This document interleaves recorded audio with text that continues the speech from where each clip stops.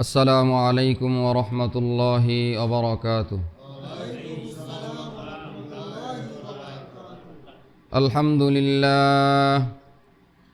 আলহামদুলিল্লাহ নাহমাদুহু ওয়া নাস্তাঈনুহু ওয়া নাস্তাগফিরুহু ওয়া নু'মিনু বিহি ওয়া নাতাওয়াক্কালু আলাইহি ওয়া নাউযু বিল্লাহি মিন শুরুরি আনফুসিনা ওয়া মিন সাইয়্যাতি আ'মালিনা। من يهده الله فلا مضل له ومن يضلل فلا هادي له ونشهد أن لا إله إلا الله وحده لا شريك له ونشهد أن محمدا عبده ورسوله. أما بعد فأعوذ بالله من الشيطان الرجيم. بسم الله الرحمن الرحيم.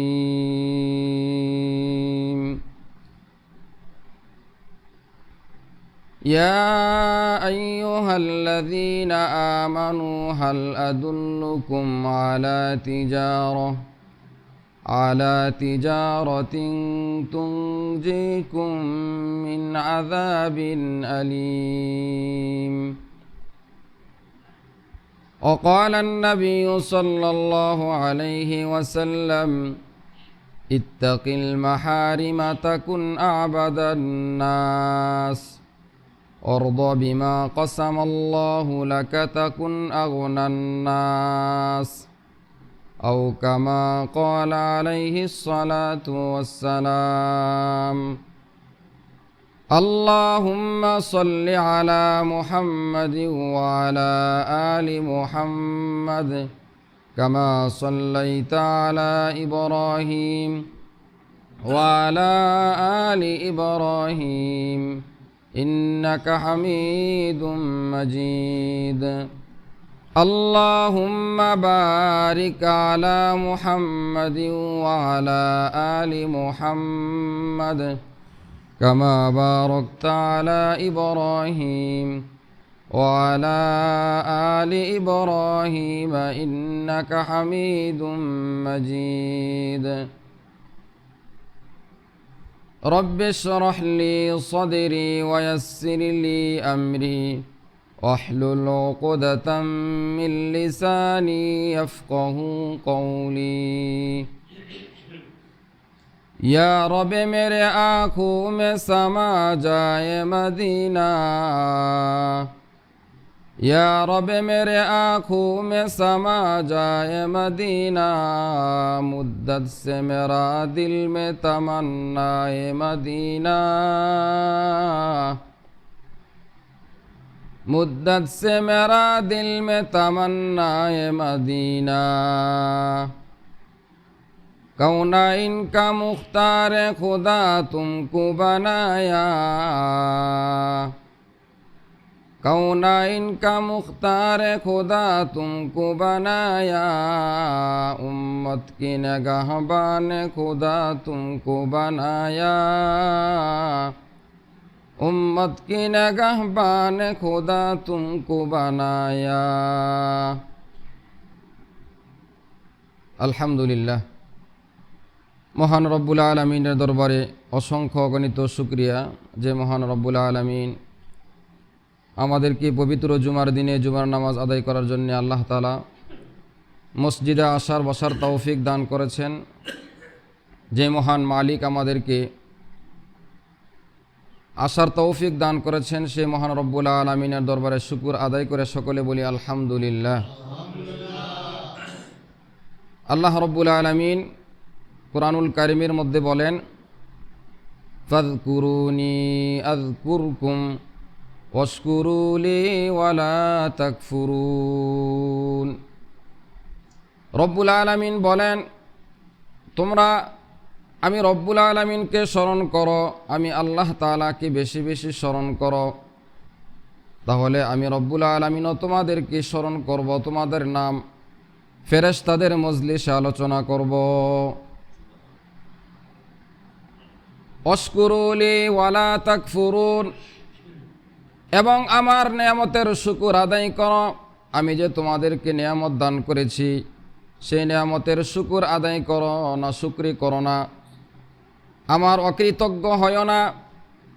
আমি যে তোমাকে নিয়ামত দান করেছি জন্ম থেকে নিয়ে মৃত্যু পর্যন্ত, প্রতিটা নিয়ামতের শুকর আদায় করো। রব্বে কারিম সূরা তাকাসুরের মধ্যে বলেন, সুম্মা লা তুসআলুন্না ইয়াউমাইযিন আনিন নাঈম। হাসরের ময়দানে আল্লাহ তাআলা বান্দার প্রতিটা নিয়ামতের হিসাব আল্লাহ তাআলা নিবেন। যে নিয়ামত পাওয়ার পরে শুকর আদায় করে নাই, শুকরিয়া আদায় করে নাই, আল্লাহ তাআলা প্রত্যেকটা নিয়ামতের হিসাব আল্লাহ তাআলা হাসরের ময়দানে নিবেন। কথা বলার শক্তি, শ্রবণ শক্তি, অনুধাবন করার শক্তি, স্পর্শ করার শক্তি, পথ চলার শক্তি, দৌড়ার শক্তি, আমাকে আল্লাহ তাআলা, আপনাকে আল্লাহ তাআলা যে সুস্থতা দান করেছেন, হায়াতে বাঁচায়া রাখছেন, এই নিয়ামতের শুকর আদায় করতে হবে। যদি নিয়ামতের শুকর আদায় করা না হয় তাহলে আল্লাহ তাআলা কঠিন শাস্তির ব্যবস্থা রেখেছেন। শুধু তাই নয়, আল্লাহ তাআলা তার দেওয়া নিয়ামতগুলোকে আল্লাহ তাআলা ছিনিয়ে নেন। এই নিয়ামতগুলো আল্লাহ তাআলার পক্ষ থেকে দেওয়া, আবার আল্লাহ তাআলা চাইলে যে কোনো মুহূর্তে সেই নিয়ামতগুলোকে ছিনিয়ে নিতে পারেন। এর উদাহরণ, এর মেসাল, এর দৃষ্টান্ত অনেক রয়েছে। বনি ইসরাইলের 3 ব্যক্তি যাদেরকে আল্লাহ তাআলা পরীক্ষা করার জন্য ফেরেশতা পাঠাইলেন। 3 ব্যক্তি ছিল অনেক দরিদ্র, অসহায়, রোগী ছিল। এর মধ্যে এক ব্যক্তি ছিল যে কুষ্ঠরোগী, যার সারা শরীর সাদা হয়ে গিয়েছিল, শরীরের কিছু অংশ সাদা, ধবল রোগী, কিছু অংশ কালো। আল্লাহ তাআলা তাকে পরীক্ষা করার জন্য দিলেন। আরেক ব্যক্তিকে আল্লাহ তাআলা তার মাথার মধ্যে কোনো চুল দেন নাই, টাক মাথা যেটাকে বলা হয়। আরেক বান্দাকে আল্লাহ তাআলা অন্ধ বানাইলেন। এই 3 জনকে আল্লাহ তাআলা পরীক্ষা করার জন্যে রব্বুল আলামিন হযরত জিবরাইলকে পাঠিয়ে দিলেন। আল্লাহ তাআলা বললেন, যাও তাদের কাছে যাও, তারা কি চাই বলো। এবার প্রথম ব্যক্তির কাছে এসে জিজ্ঞেস করল জিবরাইল ফেরেশতা, হে আল্লাহর বান্দা, তুমি কি চাও? বলে, আমার শরীর ধবল রোগ, যার কারণে মানুষ আমাকে ঘৃণা করে। আমার অসুস্থতার কারণে, আমার শ্বেত রোগের কারণে মানুষ ঘৃণা করে, তিরস্কার করে। সমাজের মধ্যে আমাকে বসতে দেয় না, মানুষ ঘৃণার নজরে দেখে। যদি আল্লাহ তাআলা আমাকে সুস্থ করে দিতেন, আমি এই নিয়ামতটা আল্লাহ তাআলার কাছে চাই। আল্লাহ তাআলার আদেশে জিবরাইল ফেরেশতা বনি ইসরাইলের ওই বান্দাকে মাথার মধ্যে হাত বুলিয়ে দিলেন, শরীরের মধ্যে হাত বুলিয়ে দিলেন। আল্লাহ তাআলার ফয়সালা, আল্লাহ তাআলার আদেশে ওই ধবল রোগী, ওই সাদা রোগী, শ্বেত রোগীর শরীর পরিপূর্ণ সুস্থ হয়ে যায়। এবার দ্বিতীয় ব্যক্তি, যার মাথার মধ্যে কোনো চুল নাই, টাক মাথা, তার কাছে যখন জিবরাইল ফেরেশতা জিজ্ঞেস করলেন, হে আল্লাহর বান্দা, আল্লাহর গোলাম, তুমি কি চাও বলো, আল্লাহ তাআলা তোমাকে সেটা দান করবেন। বলে, আমার টাক মাথার কারণে, মাথার মধ্যে চুল না থাকার কারণে মানুষ আমাকে টিটকারি করে, আমাকে দেখতে সুন্দর দেখা যায় না। যদি আল্লাহ তাআলা আমাকে চুল দিতেন তাহলে ভালো হতো, আমি আল্লাহ তাআলার শুকর আদায় করতাম। জিবরাইল ফেরেশতা তার শরীরের মধ্যে হাত বুলিয়ে দেয়, মাথার মধ্যে হাত বুলিয়ে দেয়। আল্লাহ তাআলার ইচ্ছায় তার মাথার মধ্যে চুল গজিয়ে সে পরিপূর্ণ সুস্থ হয়ে যায়, বলি সুবহানাল্লাহ। এবার তৃতীয় ব্যক্তি, যাকে আল্লাহ তাআলা অন্ধ বানিয়েছেন, তাকে জিবরাইল ফেরেশতা জিজ্ঞেস করে, তুমি কি চাও? বলে, এই দুনিয়ার নাজ নিয়ামত আমি 2 চোখ দিয়ে দেখি না। যদি আল্লাহ তাআলা আমার দৃষ্টিশক্তি ফিরিয়ে দিতেন তাহলে আমি কৃতজ্ঞ থাকতাম আল্লাহ তাআলার প্রতি। আল্লাহ তাআলার আদেশে হযরত জিবরাইল ফেরেশতা তার চোখের মধ্যে হাত বুলিয়ে দেওয়ার সাথে সাথে আল্লাহ তাআলার আদেশে, আল্লাহ তাআলার হুকুমে সে অন্ধ ব্যক্তি পরিপূর্ণ সুস্থ হয়ে যায়। মানুষের আকৃতিতে জিবরাইল ফেরেশতাকে আল্লাহ তাআলা বনি ইসরাইলের 3 ব্যক্তির কাছে আল্লাহ তাআলা পাঠাইলেন। প্রথমে তাদের চাহিদা অনুযায়ী তাদের ইচ্ছাকে আল্লাহ তাআলা পুরা করলেন। আবার কিছুদিন পর তাদের কাছে যখন ফেরেশতা পাঠাইলেন, পরক্ষণে আবার তাদেরকে জিজ্ঞেস করতেছে, এবার তোমরা কি চাও? ওই যে প্রথম ব্যক্তি শ্বেতরোগ, ধবল রোগী, শরীরে সাদা সাদা অংশ, তাকে জিজ্ঞেস করে তুমি সম্পদের মধ্যে কি সম্পদ চাও? সে বলে আমি ওট চাই। আল্লাহ তাআলার আদেশে একটা গর্ভবতী ওট দেওয়া হলো, সে এটাকে লালন পালন করতে লাগলো। দ্বিতীয় ব্যক্তি যার মাথার মধ্যে চুল নাই, তাকে জিজ্ঞেস করলো তুমি এমন কি সম্পদ চাও? সে বলল আল্লাহ তাআলা যদি আমাকে গরু দিতেন অথবা বকরি দিতেন তাহলে আমি কৃতজ্ঞ থাকতাম। জিবরাইল ফেরেশতা তাকে একটা গর্ভবতী গাভী দান করলেন, গাভী দিলেন, সে এটাকে লালন পালন শুরু করলো। এবার অন্ধ ব্যক্তিকে জিবরাইল ফেরেশতা জিজ্ঞেস করলেন তুমি কি চাও আল্লাহ তাআলার কাছে সম্পদ হিসাবে? অন্ধ ব্যক্তি বলতেছে আল্লাহ তাআলা যদি আমাকে ছাগল অথবা বকরি দিতেন তাহলে আমি কৃতজ্ঞ থাকতাম, এগুলো আমি লালন পালন করে জীবিকা নির্বাহ করতাম। জিবরাইল ফেরেশতা তাকে একটা গর্ভবতী গাভী দিলেন। এই 3 জন ব্যক্তি তারা তাদের পশুগুলো লালন পালন করতেছে। ধীরে ধীরে আস্তে আস্তে 3 জনের সম্পদগুলো আল্লাহ তাআলা বাড়াইতে বাড়াইতে প্রত্যেকের পশুগুলো এত পরিমাণ বেড়ে গেল, প্রত্যেকের ফার্ম হয়ে গেল, ওটর ফার্ম হয়ে গেল, গরুর ফার্ম হয়ে গেল, বকরির খামার হয়ে গেল। আবার আল্লাহ তাআলা অনেক দিন পরে ওই জিবরাইল ফেরেশতাকে পাঠাইলেন, হে আমার ফেরেশতা যাও, তারা অসুস্থ ছিল, তাদের ইচ্ছাকে আমি আল্লাহ তাআলা পূরণ করেছি, এবার যাও তাদের আমি পরীক্ষা নিব। আমি তাদেরকে সম্পদ দিয়েছিলাম, তারা অসুস্থ ছিল, আমি সুস্থতা দিয়েছি। তারা অসহায় ছিল, দরিদ্র ছিল, আমি তাদেরকে সম্পদ দিয়েছি, তাদের জীবিকার ব্যবস্থা করেছি, এবার যাও তাদেরকে পরীক্ষা করার জন্য যাও। এবার আল্লাহ তাআলার আদেশে হযরত জিবরাইল আলাইহিস সালাতু ওয়াস সালাম 3 ব্যক্তির কাছে আসলেন। প্রথম ব্যক্তির কাছে এসে বলতেছে হে আল্লাহর বান্দা, আমি একজন মুসাফির ব্যক্তি, আমার সফরের সামানা হারিয়ে গেছে, সব শেষ হয়ে গেছে আমার কাছে, আমার গন্তব্যে যাওয়ার, আমার বাড়িতে যাওয়ার ওই পরিমাণ অর্থ নাই, টাকা নাই যে আমি আমার অর্থ দিয়ে বাড়িতে পৌঁছব। আমার সমস্ত টাকা পয়সা শেষ হয়ে গেছে, পথিমধ্যে আমি এখন বিপদের মধ্যে আছি। হে আল্লাহর বান্দা, তুমি যদি আমাকে সহযোগিতা করতে তাহলে আল্লাহ তাআলা তোমাকে আর উত্তম বিনিময় দান করতেন। প্রথম ব্যক্তি ধবল রোগী, শ্বেত রোগী, সে বলতেছে যাও যাও দূর হয়ে যাও, তোমাকে দেওয়া যাবে না। বারবার চাওয়ার পরে সে বিরক্ত হয়ে বলতেছে দূর হও, তোমাকে দেওয়া যাবে না।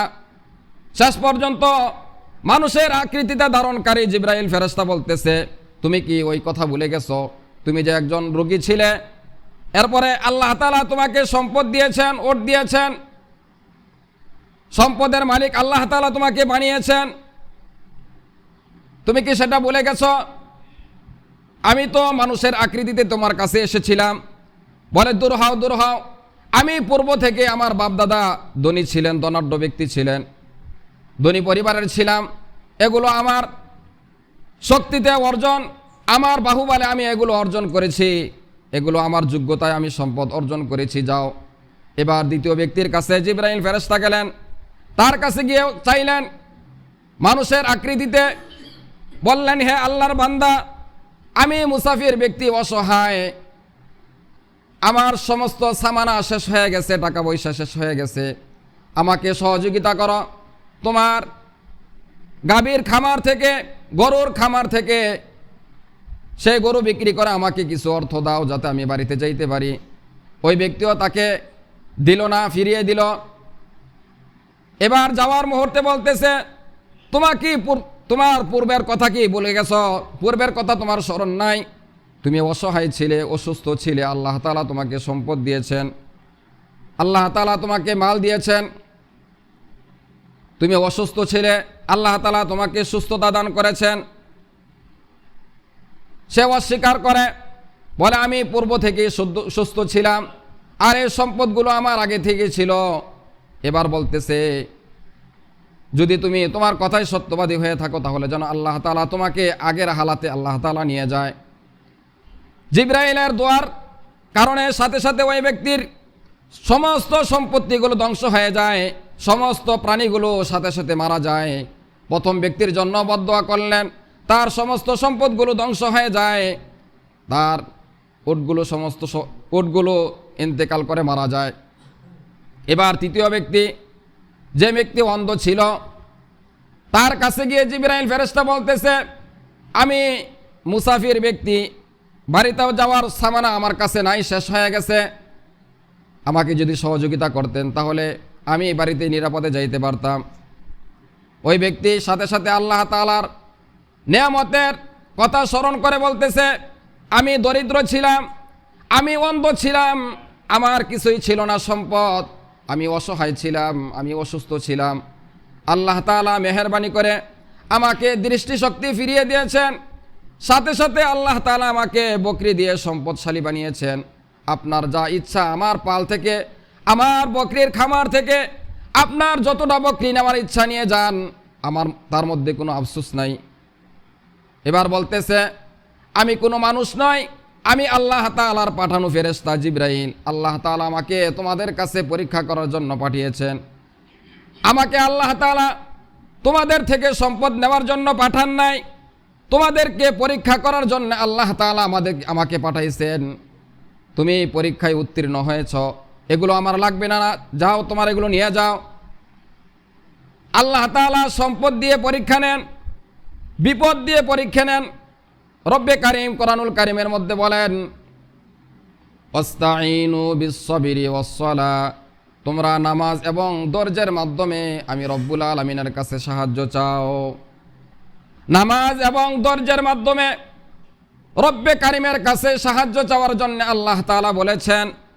রব্বে কারিমের পরের আয়াতে বলেন, ওয়ালানাবলুওয়ান্নাকুম বিশাইইম মিনাল খাউফি ওয়াল জু'i ওয়া নাকসিম মিনাল আমওয়ালি ওয়াল আনফুসি ওয়াস সামারাত ওয়া বাশশিরিস সাবিরিন। আমি তোমাদেরকে বিশাইইম মিনাল খাউফ, ভয় দিয়ে, শত্রুর ভয় দিয়ে, দুশমনের ভয় দেখাইব, অল খাউফি ওয়াল জু', ক্ষুধার্ত দিয়ে, অনাহারে রেখে, তোমাদের মাল সামানা সম্পদ নোকসান দিয়ে, পরিবারের মধ্যে বিপদ আপদ দিয়ে, বালা মুসিবত দিয়ে, রোগ বিমার দিয়ে আমি রব্বুল আলামিন তোমাদেরকে মাঝে মধ্যে পরীক্ষা নিব। সম্পদ দেওয়ার পরেও পরীক্ষা নিব, সম্পদ ছিনিয়ে নেওয়ার পরেও পরীক্ষা নিব। দেখি সম্পদ ছিনিয়ে নেওয়ার পরে আমার বান্দা আমার উপরে সন্তুষ্ট থাকে কিনা। আবার আমি সম্পদ দিয়ে পরীক্ষা করব, দেখি আমার বান্দা, তাকে সম্পদ দিয়েছি, সে সম্পদগুলো আমার রাস্তায় ব্যয় করে কিনা। আল্লাহ তাআলা দুইভাবে বান্দাকে পরীক্ষা নিয়ে থাকেন।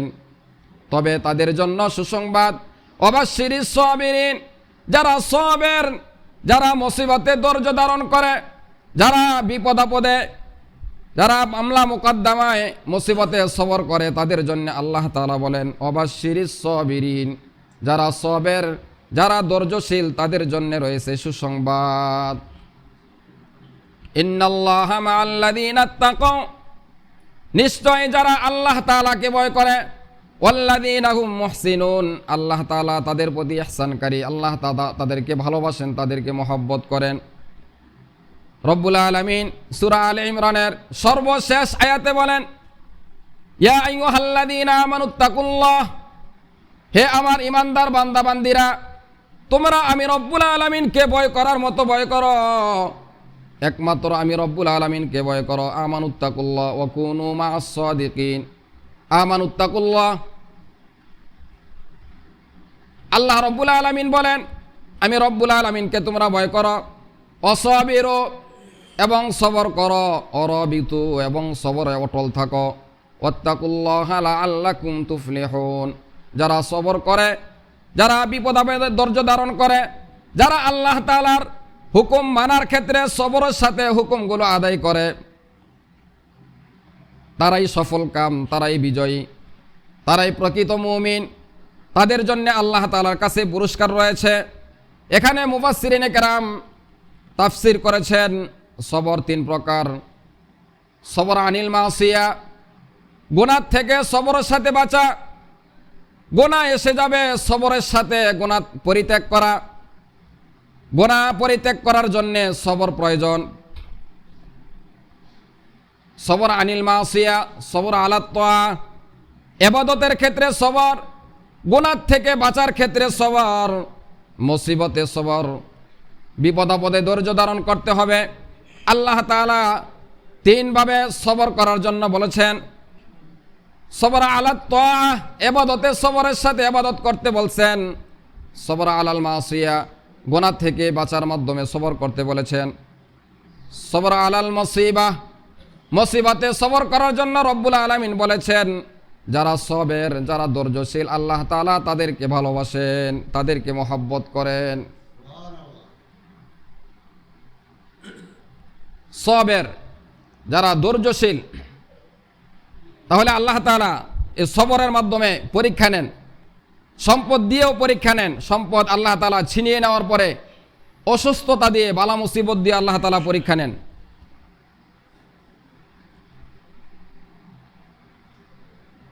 এক সাহাবী আবু দাহদা রাদিয়াল্লাহু তাআলা,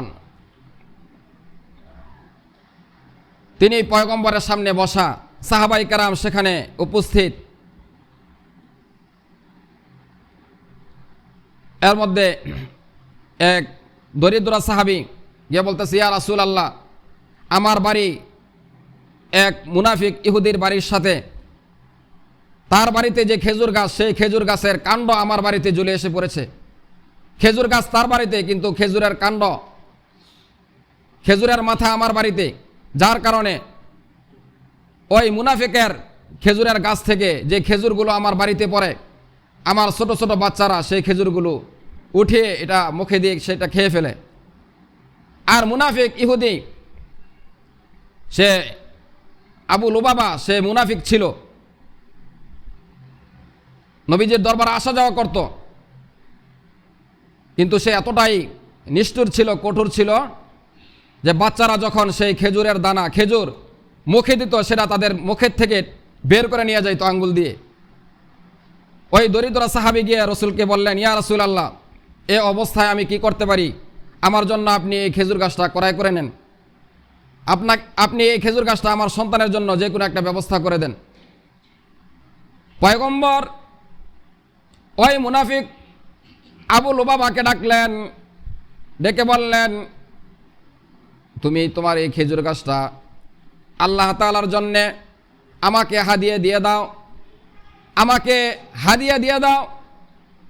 সে বলতেছে, ইয়া রাসূলুল্লাহ, এই খেজুর গাছটা আমার অনেক মহব্বতের, এটা দেওয়া যাবে না। সে অস্বীকার করল, দিল না, কারণ সে মুনাফিক ছিল।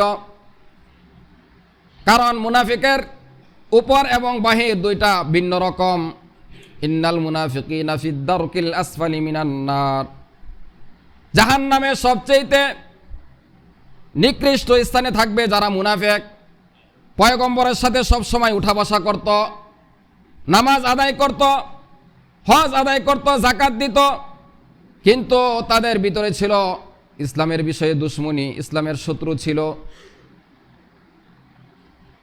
একদিকে রসুলকে বুঝাইতেন আপনার প্রিয় সাহাবী, কিন্তু তাদের উদ্দেশ্য ভালো ছিল না, তাদেরকে মুনাফিক বলা হয়।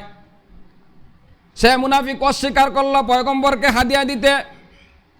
এবার পয়গম্বর তার কাছে একটা প্রস্তাব পেশ করলেন, তুমি যদি আমাকে হাদিয়া না দাও, তাহলে আমি তোমাকে 10টা খেজুরের গাছ তোমাকে দান করব, তারপরেও তুমি এই খেজুর গাছটা দিয়ে দাও।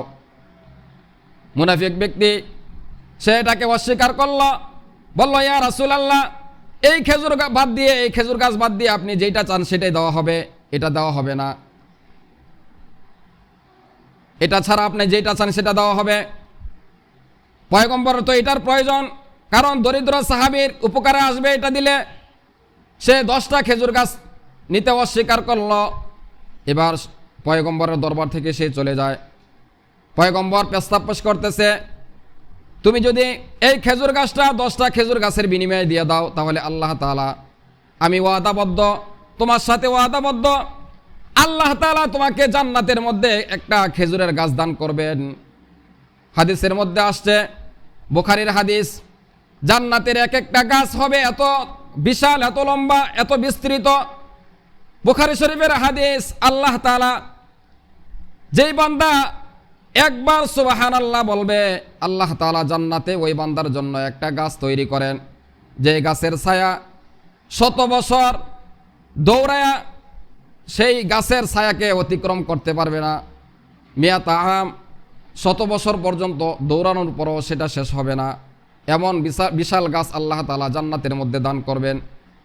ওই মুনাফিককে পয়গম্বর বলতেছে, তোমার জন্য ওয়াদা, আল্লাহ তাআলা তোমাকে জান্নাতে খেজুরের গাছ দান করবেন, এর থেকে উত্তম।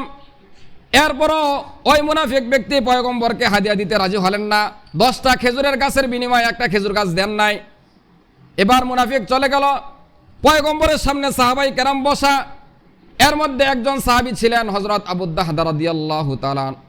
তিনি অনেক বড় ব্যবসায়ী ছিলেন, ওনার অনেকগুলো খেজুরের বাগান ছিল মদিনায়।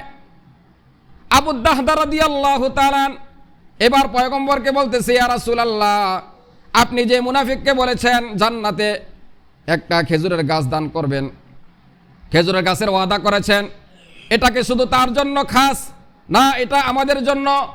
পয়গম্বর বলে সকলের জন্যে। এবার হযরত আবু দাহদা রাদিয়াল্লাহু তাআলা বললেন, ইয়া রাসূলুল্লাহ, আমাকে অনুমতি দেন, আমি তার সাথে বেচাকেনা করি। বলে ঠিক আছে, যাও। এবার আবু দাহদা তাকে ডাকলেন, ডেকে বললেন,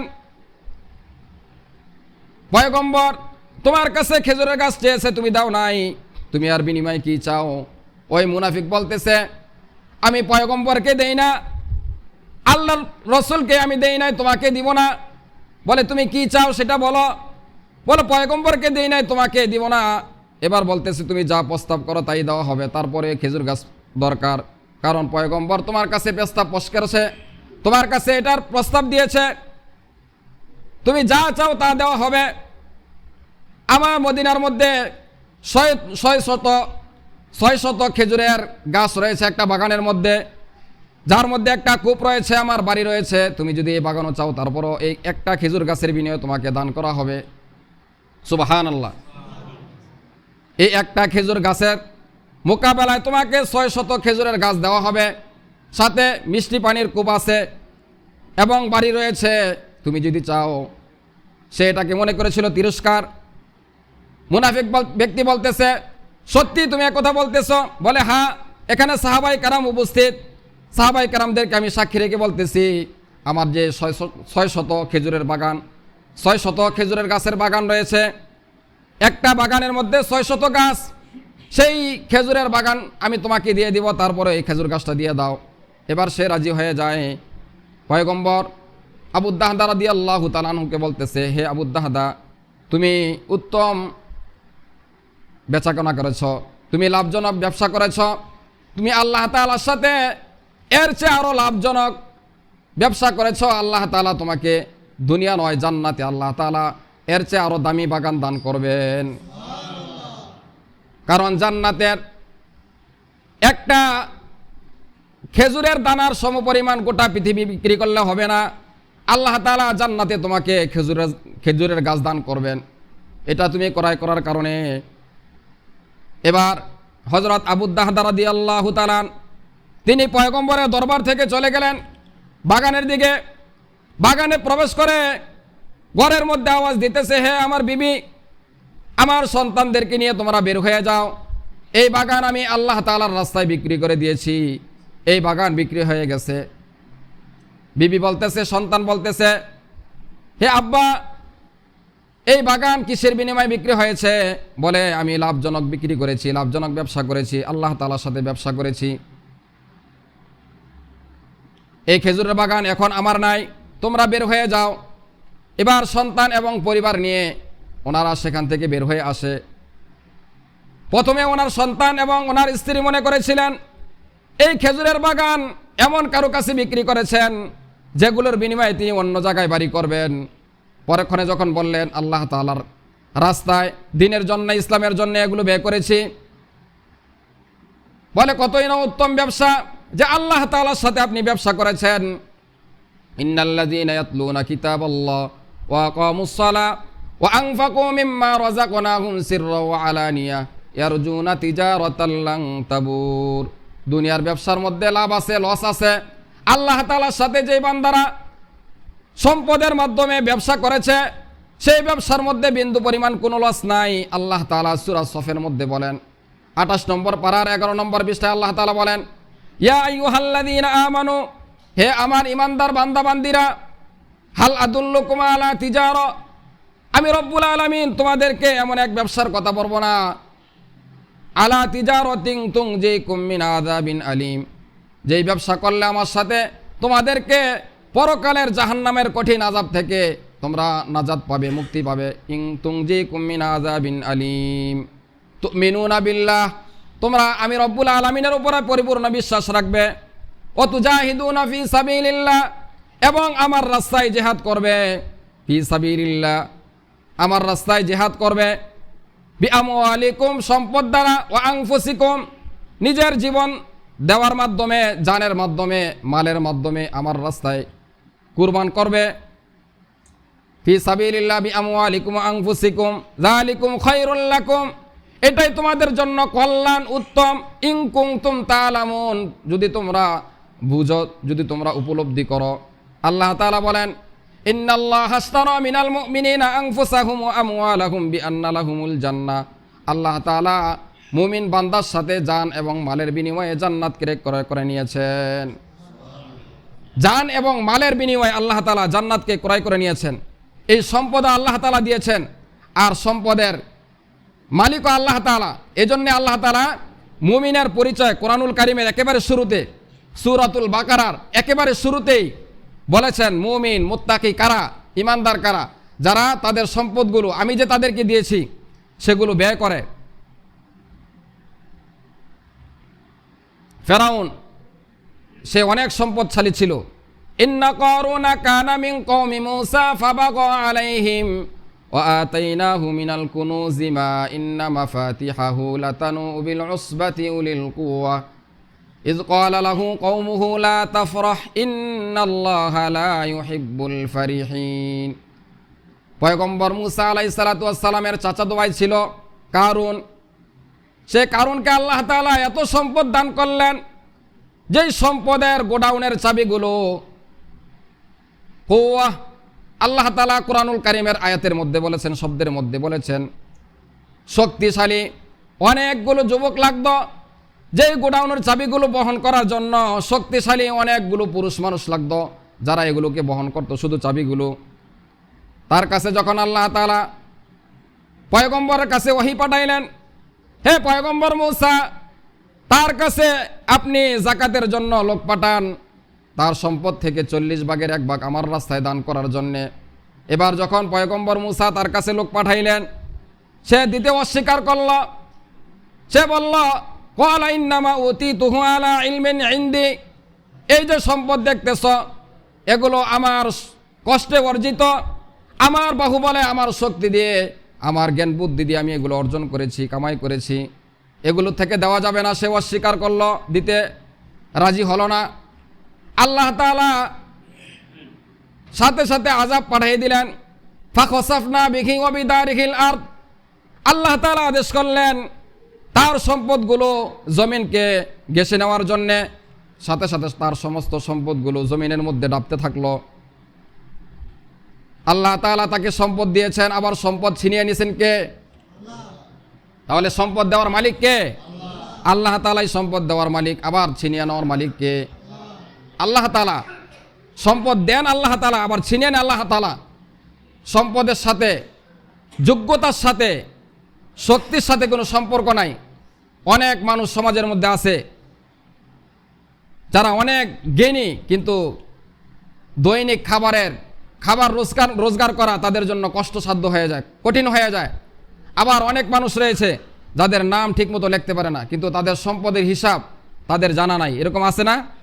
কাম আকিলিন তালকাহু মারযুক, যে অনেক মহাজ্ঞানী রয়েছে যারা প্রতিদিনের খাবারের পেরেশানে সে পেরেশান, খাবার জোগাড় করতে গিয়ে পেরেশান, হয়রান, আগামীকাল কি খাবে। আবার অনেক মূর্খ অজ্ঞ, নিজের নাম সই করতে পারে না, তার সম্পদের কোনো হিসাব নাই। এই সম্পদ দেন কে বলেন? আল্লাহ তালাই দেন, আবার আল্লাহ তালাই নিয়ে যান। তাহলে কারণ যদি তার সম্পদগুলো আল্লাহ তাআলার রাস্তায় দান করতেন তাহলে সে বেঁচে যাইতো। 40 ভাগের 1 ভাগও যদি দান করত তাহলে তার সমস্ত সম্পদগুলো বেঁচে যাইত। কারণ জাকাতের দানের শাব্দিক অর্থ হলো বৃদ্ধি হওয়া, বেড়ে যাওয়া।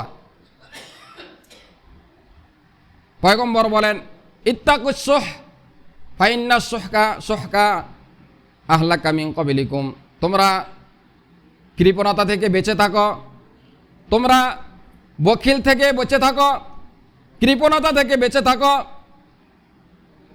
কারণ পূর্বের জামানার অনেক কৃপণ যারা, তাদের কৃপণতার কারণে আল্লাহ তাআলা তাদেরকে আহলাকা মিন ক্বাবলিকুম, তাদেরকে ধ্বংস করে দিয়েছেন। হালাকায় আহলিকু, ধ্বংস করা, তাদেরকে আল্লাহ তাআলা ধ্বংস করে দিয়েছেন। তারা তাদের সম্পদের মানুষের মাঝে দান করতো না। এজন্য আল্লাহ তাআলা সম্পদ দিয়েছেন, আবার সম্পদ ছিনিয়ে নেবেন। এজন্য এই সম্পদ এগুলো আমার নয়, সম্পদ দিয়েছেন আল্লাহ তাআলা, আবার এগুলো আল্লাহ তাআলা ফিরিয়ে নেবেন। প্রতিটা সম্পদের আল্লাহ তাআলা হিসাব নেবেন, এগুলো কিভাবে অর্জন করেছো, কোথায় ব্যয় করেছো। এগুলো দিয়েছে আমার পথে ব্যয় করার জন্যে, কি আমার রাস্তায় ব্যয় করেছো না গুনাহের রাস্তায় ব্যয় করেছো।